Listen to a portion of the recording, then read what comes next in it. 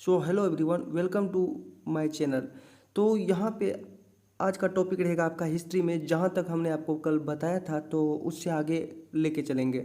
तो ये लूसेंट का एक टॉपिक है जो आपको किसी भी कॉम्पिटिटिव जितने भी गवर्नमेंट एग्जाम है उसके अगर पॉइंट ऑफ व्यू से देखो तो आपको सब एग्जाम में आपको इस तरह का क्वेश्चन आपको पूछे जाते हैं। तो हमने आपको पढ़ाया था कल एंशिएंट हिस्ट्री में यूनिट 1 पढ़ाया था। तो यूनिट 1 का जहाँ पे हमने शॉर्ट टाइप ही एक तरह का जो टॉपिक रहेगा ये शॉर्ट टाइप रहेगा। 5-10 मिनट के अंदर का ये जो टॉपिक है ये कंप्लीट करा दूंगा मैं, ज़्यादा बड़ा ना हो ताकि आप बोर फील ना करो। चलिए इस वीडियो के लास्ट तक जुड़े रहिए ताकि आपको प्रॉपर तरीके से नॉलेज हो पाए। तो यहाँ पे समझना, एंशिएंट हिस्ट्री में हमने बताया कि आपको किस तरह से आप एंशिएंट हिस्ट्री को जान सकते हो। फर्स्ट ऑफ ऑल तो आपने देखा यहाँ पे, जैसे यहाँ पे देखो धर्म ग्रंथ के द्वारा, दूसरा ऐतिहासिक ग्रंथ के द्वारा, तीसरा विदेशी यात्रियों का विवरण। विवरण का मतलब ये हुआ कि जो विदेशी यात्री जो भारत में आए थे घूमने के लिए, तो उन्होंने देखा जो भारत के बारे में, तो उन्होंने लिखा उसके बारे में, विवरण किया मतलब विस्तार से लिखा। तो जो देखा एनालाइज किया उसके बारे में। तो और ये सब तो हो गया मतलब धर्म ग्रंथ के द्वारा, ऐतिहासिक ग्रंथ के द्वारा, विदेशी यात्रियों का विवरण। अब देखिए पुरातत्व, ये हमने आपको कल नहीं बताया था। ये हालांकि एक ऐसा टॉपिक है पुरातत्व के, इसके बारे में मैं बाद में पूरा डिटेल में बताऊंगा। पुरातत्व से होता है क्या कि ज़मीन के अंदर खुदाई करने के बाद जो वहाँ पे जीवाश्म मिलता है उसको कार्बन डेटिंग करते हैं। तो कार्बन डेटिंग करके उससे ये पता लगाया जाता है कि ये किस काल का है और कितना पुराना है। तो उस ये हो गया, और बहुत सारे कार्बन डेटिंग हो गया और यूरेनियम डेटिंग हो गया। ये सब आपको बाद में बताऊंगा मैं पुरातत्व संबंधित साक्ष्य के बारे में। तो फर्स्ट ऑफ ऑल धर्म ग्रंथ के बारे में हम देख लेते हैं। तो धर्म ग्रंथ के बारे में आप एक चीज़ जान लेना कि धर्म ग्रंथ में, जैसे कि यहाँ पे समझना, इसमें टोटल हम धर्म ग्रंथ को 4 तरीके से जान सकते हैं। यानी इतिहास जान रहे हैं तो इतिहास में सबसे पहले धर्म ग्रंथ जान रहे हैं तो इसको 4 तरीके से जान लेते हैं। पहला हम पढ़ेंगे वेद के बारे में। आखिर वेद क्या होते हैं, पूरा वेद के बारे में हम डिटेल अध्ययन करेंगे। उसके बाद हम पढ़ेंगे वेदांग के बारे में, क्या होते हैं वेदांग, कितने होते हैं, ये सब के बारे में देखेंगे। वेद, वेदांग, उसके बाद आ जाएगा आपका पुराण। क्या आ जाएगा? पुराण। ये सब आप कॉपी में नोट करते चलना। और चौथा आपका आ जाएगा जो लास्ट है, उपनिषद। उपनिषद।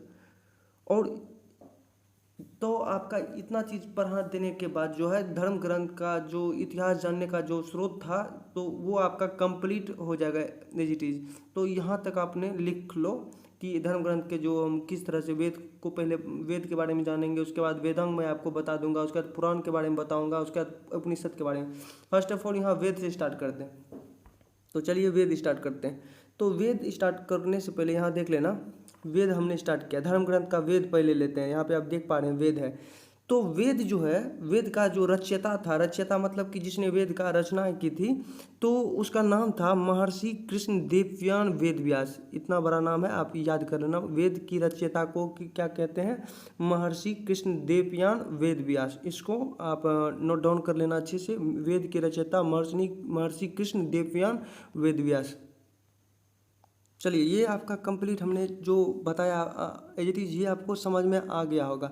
तो अब देख लीजिए, अब धर्म ग्रंथ में वेद के बारे में बताया आपको कि वेद का रचयिता कौन था, महर्षि कृष्ण देवयान वेद व्यास। तो ये जो 5-6 बार 7-8 बार जो हम इसलिए बोले हैं ताकि आपको ये कम्प्लीटली अभी याद हो जाए।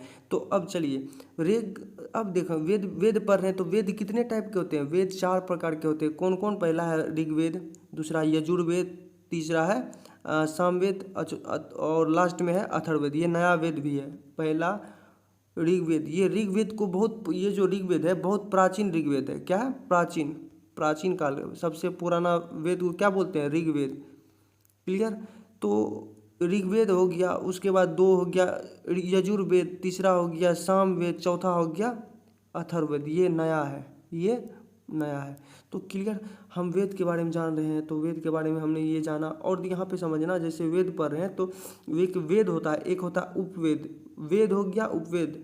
जैसे कि हर चीज़ का एक उपनाम होता है, नाम हो गया, उसके बाद उपनाम हो गया, उसी प्रकार से वेद है, उसके बाद वेद का उल्टा आप ऐसे समझ सकते हो, समझने के पॉइंट ऑफ व्यू से वेद का उल्टा उपवेद।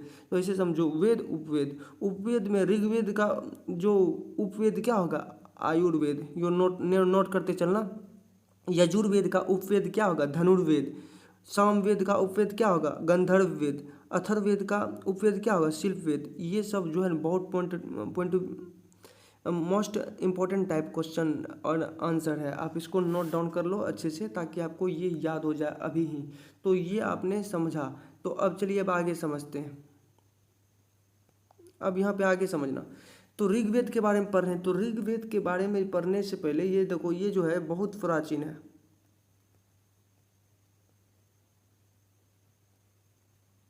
ये बहुत प्राचीन है। तो यह प्राचीन मतलब बहुत, सबसे पुराना वेद कौन, तो ऋग्वेद। सबसे पुराना वेद कौन, तो ऋग्वेद। तो इसको नोट कर लेना। और देखो ऋग्वेद में टोटल मंडल जो होते हैं 10 मंडल होते हैं, और 1028 सूक्त होते हैं। सूक्त मतलब होता है पाठ, श्लोक, ठीक।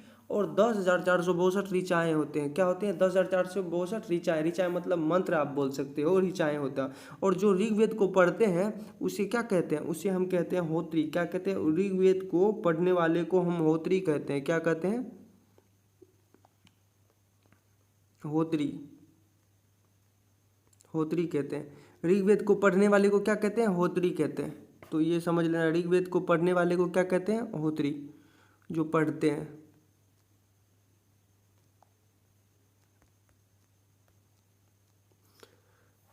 इसको नोट डाउन कर लेना आप। अब देखो 10 मंडल हो गया सबसे प्राचीन, ये अभी आपको पता, हमने आपको बताया और आपने समझा। और देखो ऋग्वेद में जो है गायत्री मंत्र का भी उल्लेख है। ऋग्वेद में गायत्री मंत्र का उल्लेख है, ये नोट कर लेना यहाँ पे। ऋग्वेद में गायत्री मंत्र का उल्लेख है। गायत्री मंत्र का उल्लेख किया गया है ऋग्वेद में। इसको नोट डाउन कर लेना अच्छे से। ऋग्वेद में गायत्री मंत्र का उल्लेख किया गया है, ये नोट कर लेना। और 10 मंडल इस तरह से, जैसे हमने फिगर ड्रॉ किया उस तरह से आप प्रॉपर तरीके से आपको जैसे अच्छा लगे, ताकि हम जिस तरह से आपको बता रहे हैं आपको उस तरह से आपको याद कर लेने हैं, ताकि आपको ज़्यादा प्रॉब्लम नहीं हो समझने में। अब देखना 10 मंडल पढ़ना है। 10, अब यहाँ पे 10 मंडल जैसे हो गया, ऋग्वेद में 10 मंडल हो गया, 1028 सूक्त हो गया, 10,462 ऋचा यानी मंत्र हो गया। और ऋग्वेद को पढ़ने वाले को होत्री कहते हैं। इतना चीज़ बताया हमने। और 10 मंडल में तीसरा मंडल देखो, ये तीसरा मंडल सूर्य देवता सावित्री को समर्पित, सूर्य देवता सावित्री को समर्पित। और नवमा मंडल यह कहता है सोम देवता को लेकर, नवमा मंडल में देवता सोम का उल्लेख किया गया। और यहाँ पे देखना 8वां मंडल जो यानी 8वां मंडल है, ये हस्तलिखित मतलब कि हाथ से लिखी हुई जो मंत्र होता है ना, तो उसको खिल कहते हैं। तो हस्तलिखित, यहाँ पे देखो हस्तलिखित मतलब हाथ से लिखी हुई, ऋचाएँ मतलब मंत्र को खिल कहते हैं। हस्तलिखित ऋचाएँ को खिल कहते हैं। ये आपको समझ में आ चुका है। अब देखो यहाँ पुरुष सूक्त को मतलब ये हो गया पुरुष सूक्त, इट मीन्स पुरुष सूक्त जो 10वां ऋग्वेद का 10वां मंडल ये कहता है पुरुष सूक्त, यानी कि कर्म के आधार पर जो है बांटा गया, जो ब्राह्मण क्षत्रिय वैश्य शूद्र, वो हमने आपको कल बताना है। तो कल मैं आपको ये बताऊंगा कि जो ऋग्वेद में इंद्र देवता के लिए कितना मंत्र है, अग्नि देवता के लिए। वैसे इन ऋग्वेद में इंद्र के लिए 250 मंत्र का बताया गया, और अग्नि देवता के लिए 200 मंत्र। और जो इसके बारे में बात कर रहे हैं, तो पुरुष सूक्त जो होता है ऋग्वेद के 10वां मंडल यह कहता है पुरुष सूक्त यानी बंटवारा किया गया ब्राह्मण क्षत्रिय वैश्य शूद्र। तो ये कर्म के आधार पर बंटवारा किया गया है। जैसे कि वो आपको बताया जाएगा कि जैसे ब्राह्मण किसे कहते हैं, कुछ जो ज्ञान देते हैं वो ब्राह्मण हो गया। उसी प्रकार से क्षत्रिय हो गया, जो रक्षा करते हैं वो हो गया क्षत्रिय हो गया। और वैश्य का काम क्या होता है, शूद्र का काम क्या होता है, ये सब आपको बताया जाएगा पूरा डिटेल में। तो धीरे धीरे से हम पूरा डिटेल में समझेंगे, ठीक। तो आज का टॉपिक यहीं हम कंप्लीट करते हैं, ताकि वीडियो ज़्यादा लेंथी ना हो और आपको जो समझने में कोई सा भी प्रॉब्लम ना हो। अगर आज का टॉपिक यहीं हम ख़त्म करते हैं। अगर ये आपको अच्छा लगा तो ज़्यादा से ज़्यादा अपने दोस्तों को, अपने रिश्तेदारों को जो कॉम्पिटिटिव एग्ज़ाम का तैयारी कर रहे हैं, आप उसको शेयर करें और सब्सक्राइब करें और लाइक करें, ताकि आपको फिर से नोटिफिकेशन आए, आप फिर से ज्वाइन करके आप पढ़ सको। थैंक यू, धन्यवाद, जय हिंद। फिर मिलेंगे इसका नेक्स्ट पार्ट में।